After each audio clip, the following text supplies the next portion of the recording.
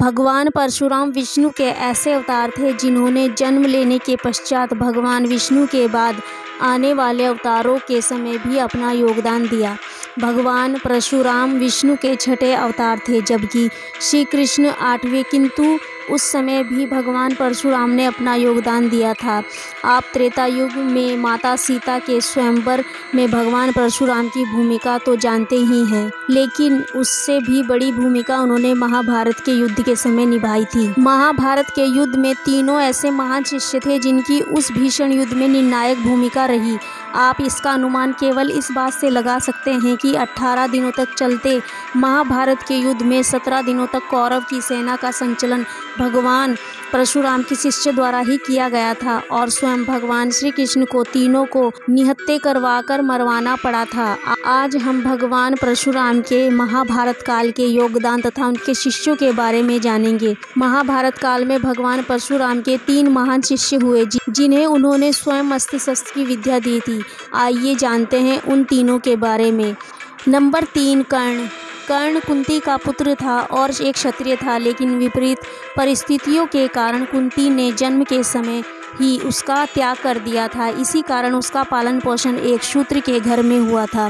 कर्ण के अंदर भी अस्त्र शस्त्रों की शिक्षा प्राप्त करके विश्व का महान योद्धा बनने की चाह थी। इसके लिए उन्होंने कई गुरुओं का चयन किया, लेकिन शूद्र पुत्र होने के कारण उनका तिरस्कार कर दिया गया। अंत में भगवान परशुराम के पास गए तथा असत्य कहा कि वह एक ब्राह्मण है। कर्ण ने ब्राह्मण की वेशभूषा धारण कर तथा भगवान परशुराम से शिक्षा प्राप्त की।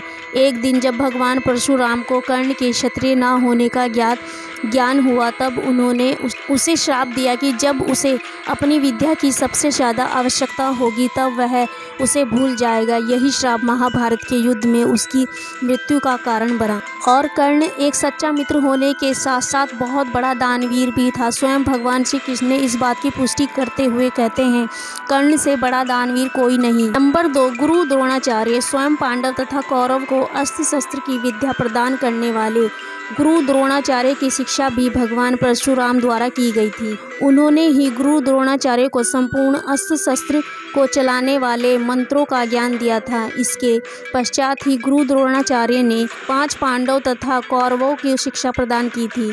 स्वयं गुरु द्रोणाचार्य भी कुरुक्षेत्र की भूमि में वध करना असंभव था। इसके लिए श्री कृष्ण ने छल से उनके पुत्र अश्वत्थामा की मृत्यु का षड्यंत्र रचा। गुरु द्रोणाचार्य की मृत्यु के लिए तब पांडवों ने एक योजना बनाई। योजना के अनुसार भीम ने अश्वत्थामा नाम के हाथी को मार डाला और द्रोणा के सामने चिल्लाने लगे कि अश्वत्थामा मर गया है। अश्वत्थामा की मृत्यु का सच मानकर गुरु द्रोणा ने अपने अस्त्र शस्त्र नीचे रख दिए और बैठकर ध्यान लगाने लगे। तभी भी उनका वध छल से कर दिया। नंबर 1, भीष्म पितामह। महाभारत के युद्ध में भीष्म पितामह को कौन नहीं जानता।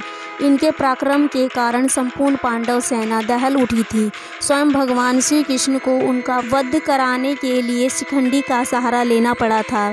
भीष्म इतने ज़्यादातर पराक्रमी थे, उन्होंने भगवान श्री कृष्ण को अपनी प्रतिज्ञा तोड़कर अस्त्र उठाने पर विवश कर दिया था। भीष्म पितामह ने स्त्रियों पर शस्त्र नहीं उठाने की प्रतिज्ञा की थी, क्योंकि शिखंडिनी स्त्री से पुरुष बना था।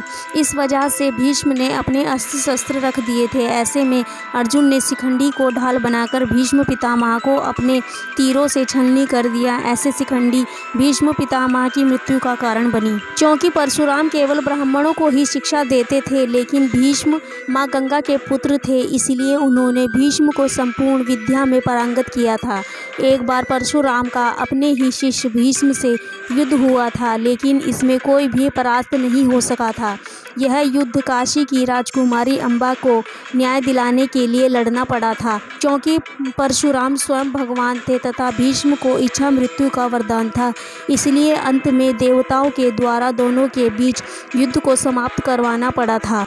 कई ऐसी पौराणिक कथाएं हैं जिनसे भगवान परशुराम के अत्यंत क्रोधित स्वभाव का पता चलता है। भगवान परशुराम के क्रोध से देवी देवता भी थरथर कांपते थे। परशुराम ने अपने बारे में कहा है, मैं बाल ब्रह्मचारी हूँ, स्वभाव से बहुत ही क्रोधी हूँ। सारा संसार जानता है कि मैं क्षत्रियों के कुल का शत्रु हूँ। मैंने अनेक बार अपनी भुजाओं के बल पर धरती के सारे राजाओं को मार डाला है और यह पृथ्वी ब्राह्मणों को दान दी है। तो दोस्तों, आप लोगों को यह हमारी रोचक जानकारी कैसी लगी, प्लीज़ कमेंट करके ज़रूर बताएं और कमेंट में जय हरि विष्णु ज़रूर लिखें। और अगर आप हमारे चैनल पे न्यू हैं तो हमारे चैनल को लाइक करें, शेयर करें, सब्सक्राइब करें और हमें सपोर्ट करते रहें। सभी का दिल से धन्यवाद और अगली वीडियो में जल्दी मिलेंगे। Thank you.